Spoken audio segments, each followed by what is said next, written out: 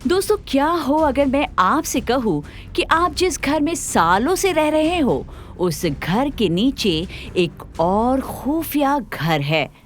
ऐसा घर जिसके बारे में इतने सालों से आप कुछ नहीं जानते थे।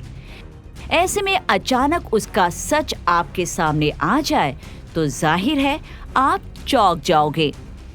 कुछ ऐसा ही एक सच सामने आया है जो जुड़ा है हमारे पृथ्वी ग्रह से।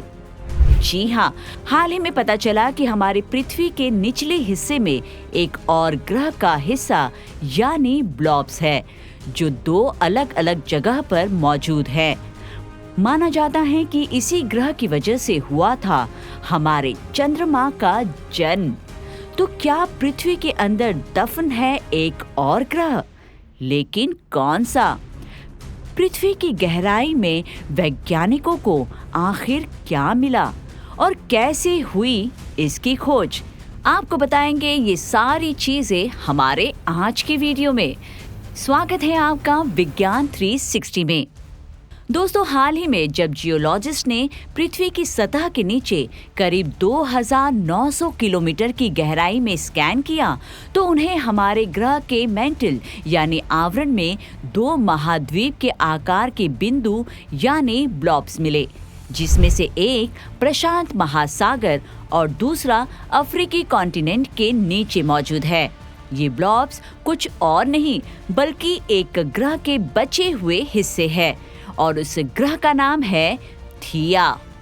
4 दशकों से वैज्ञानिक इनके नेचर और इनके बनने को लेकर उलझन में थे, लेकिन अब एक नई स्टडी में इनको लेकर एक बड़ा खुलासा हुआ है।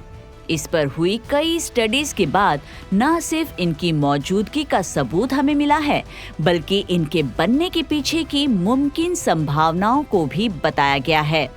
ऐसा कहा जाता है कि करीब 450 करोड़ साल पहले मंगल ग्रह जितना बड़ा थिया नाम का ग्रह पृथ्वी से टकराया था। ये टक्कर इतनी जबरदस्त थी कि उससे निकले अवशेषों ने अंतरिक्ष में जमा होकर एक चीज का निर्माण किया, जिसे आज हम रात के समय आसमान में चांद के रूप में देखते हैं।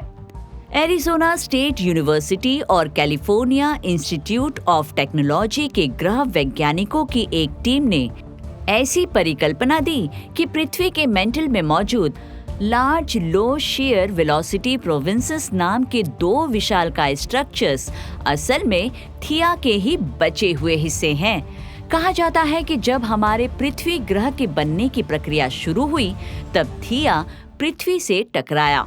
इस टकराव की वजह से थिया के ज्यादातर हिस्से द्रव्य में बदलकर पृथ्वी पर ही रह गए और तेजी से आगे बढ़ने की वजह से ये हिस्से पृथ्वी ग्रह के नीचे गहराई में चले गए। लेकिन थिया के बचे हुए ये हिस्से पृथ्वी के पूरे आवरण में नहीं फैले, बल्कि ये पैसिफिक ओशियन LLSVP और अफ्रीकन LLSVP में ही 1000 से भी ज्यादा के एरिया में फैले, जिनकी ऊंचाई 1000 किलोमीटर से ज्यादा है, यानी माउंट एवरेस्ट से भी ज्यादा है, जिसकी हाइट सिर्फ 8.8 किलोमीटर ही है। चौंकाने वाली बात तो ये है कि इसकी लोकेशन पृथ्वी के वोल्केनिक लोकेशन से मिलती जुलती है, यानी ऐसी जगह जहां वोल्केनिक एक्टिविटी होने का रेट काफी ज्यादा होता है। आप सोच रहे होंगे कि आखिर पृथ्वी की गहराई में इसकी खोज कैसे और किसने की?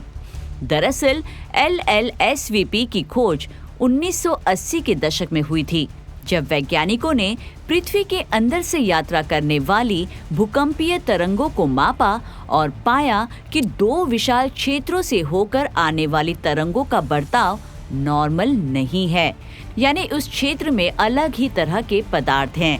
और अब प्रशांत महासागर और अफ्रीकी कॉन्टिनेंट के बीच भूकंपीय इमेजिंग के जरिए इनकी खोज की गई। इनकी खोज के बाद कैल्टेक के प्रोफेसर पॉल एसिमो का अब कहना है कि LLSVP का थिया के बचे हुए हिस्से होने का मतलब है कि ये बहुत ही पुराने हैं। ऐसे में इनके असर को समझने से वैज्ञानिकों को पृथ्वी के शुरुआती विकास को समझने में मदद मिल सकती है। साथ ही इससे पता चल सकता है कि पहले कैसे महाद्वीप विकसित हुए होंगे और धरती के पुरातन खनिज कैसे बने होंगे। आपको क्या लगता है? अपनी राय कमेंट कर हमें जरूर बताएं। विज्ञान से जुड़ी ऐसी ही इंटरेस्टिंग खबरों को जानने के लिए हमारे चैनल विज्ञान 360 को सब्सक्राइब करें और बेल आइकन को प्रेस करना ना भूलें।